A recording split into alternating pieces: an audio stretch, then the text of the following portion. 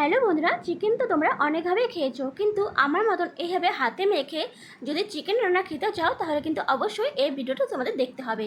তো বন্ধুরা, তোমরা সবাই কেমন আছো? আশা করি ভালো আছো, আর আমিও অনেক ভালো আছি। আর তোমরা দেখছো সম্পাস রান্নাঘর।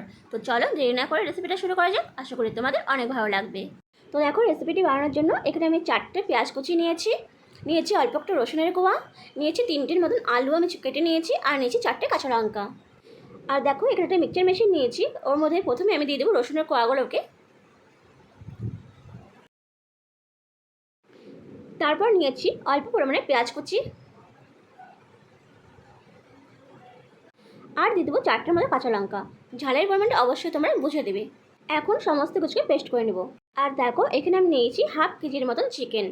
তো চিকেনটাকে আমি ভালো করে লেবু দিয়ে একটু মাখিয়ে নিব। লেবু দিয়ে মাখিয়ে নিলে চিকেনের মধ্যে যে একটা বাজে স্মেল থাকে সেটা কিন্তু চলে যায়।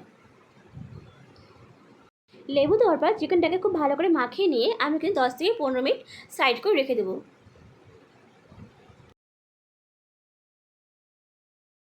তো দেখো, চিকেনটা কিন্তু ভালো করে মেখে নিয়েছি, এখন আমি ঢাকনা দিয়ে সাইড করে রেখে দেবো। আর দেখো, কিছু আমি পেস্ট করে নিয়েছি, তার মধ্যে আছে আদা, জিরা, লঙ্কা, পেঁয়াজ আর রসুন।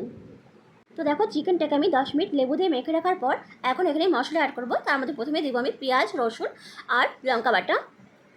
তারপর দিয়ে দিচ্ছি 1 চামচের মতন জিরা আর আদা বাটা। এরপর দিচ্ছি 1 চামচের মতন ধনিয়া গুঁড়ো, দিয়ে দিব হলুদ গুঁড়ো। এখানে আমি 2 চামচের মতন হলুদ গুঁড়ো দিয়েছি। দিয়ে দেবো লঙ্কা গুঁড়ো। ঝালের পরিমাণটা অবশ্যই তোমরা বুঝে দিবে।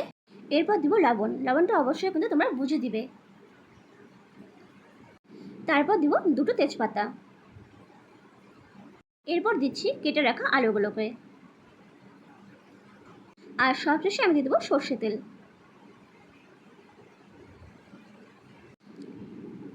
এখন সমস্ত কিছুকে আমি খুব ভালো করে মেখে নিব।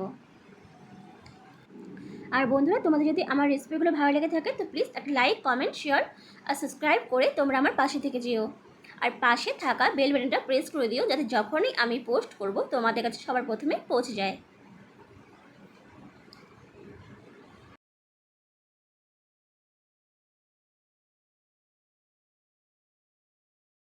তো দেখো, আমি চিকেনের সাথে খুব ভালো করে মশলাগুলোকে মিশিয়ে নিয়েছি। এখন আমি ঢাকনা দিয়ে ঢেকে দেবো 15 থেকে 20 মিনিটের জন্য, যাতে মশলাগুলো খুব ভালো করে মাংসের গায়ে লেগে যায়। এখন দেখো, একটা কড়াই নিয়েছি, আর কড়াইতে দিচ্ছি সর্ষের তেল। এই রান্নাটা কিন্তু সর্ষের তেলেই ভালো হয়, আর তেলের পরিমাণটা একটু বেশি দিতে হবে। তেলটা দেওয়ার পর তেলটাকে একটু ভালো করে গরম করে নিতে হবে।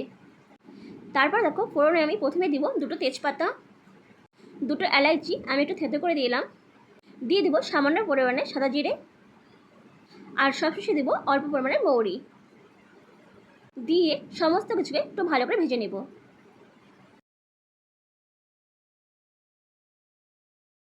তো দেখো, ভালো করে ভেজে নিয়েছি। এখন আমি বাকি পেঁয়াজ কুচিগুলো এখানে দিয়ে দিব। দিয়ে পেঁয়াজটাকে খুব ভালো করে ভেজে নিতে হবে।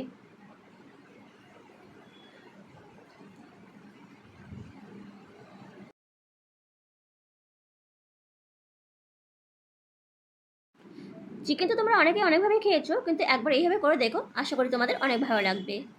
তো দেখো, আমি ভালো করে পেঁয়াজগুলোকে ভেজে নিয়েছি লাল লাল করে, আর বেশি ভাজবো না। এখন এখানে আমি চিকেনগুলোকে দিয়ে দিব। তো দেখো, সমস্ত চিকেন আমি দিয়ে দিয়েছি। এখন চিকেনটাকে ভালো করে কষিয়ে নিতে হবে।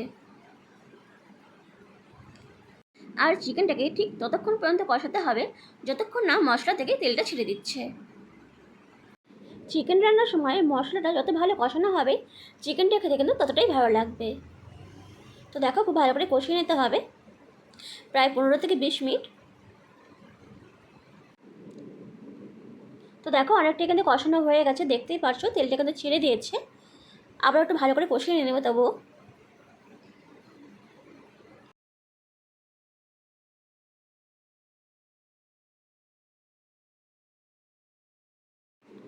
তো দেখো, 15 থেকে 20 মিনিট কষানোর পর ঠিক এমন পর্যায়ে চলে আসবে।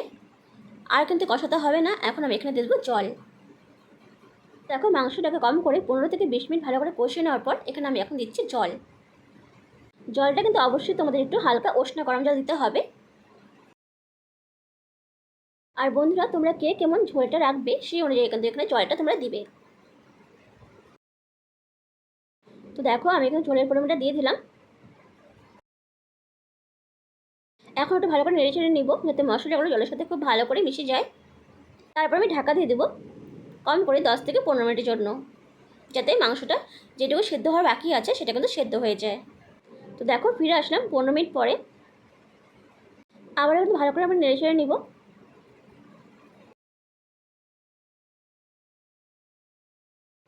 আর দেখো আলুটা দেখে বুঝতেই পারছো তোমার যে মাংসটা কিন্তু সেদ্ধ হয়ে গেছে।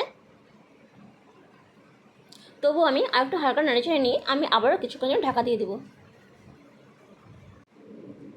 প্রায় 5 মিনিটের জন্য।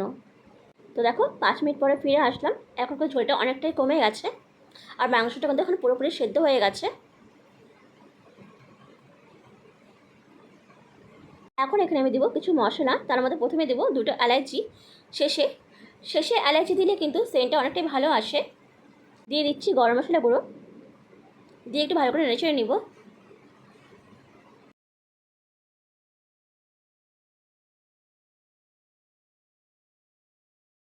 সব শেষে আমি এখানে দিয়ে দিচ্ছি ধনেপাতা কুচি। তো এখন মাংসটা কিন্তু রেডি হয়ে গেছে, আমি এটাকে নামিয়ে নিব। তো দেখো তৈরি হয়ে গেছে আমাদের চিকেন কষা। দেখতে কিন্তু বেশ ভালো লাগছে আর খেতেও কিন্তু অনেকটাই ভালো হয়েছিল। তো বন্ধুরা, রেসিপিটা কেমন লাগলো অবশ্যই জানাবে। আর যদি ভালো লেগে থাকে তো প্লিজ একটা লাইক, কমেন্ট, শেয়ার আর সাবস্ক্রাইব করে তোমরা আমার পাশে থেকে যেও। আর পাশে থাকা বেল বাটনটা প্রেস করে দিও।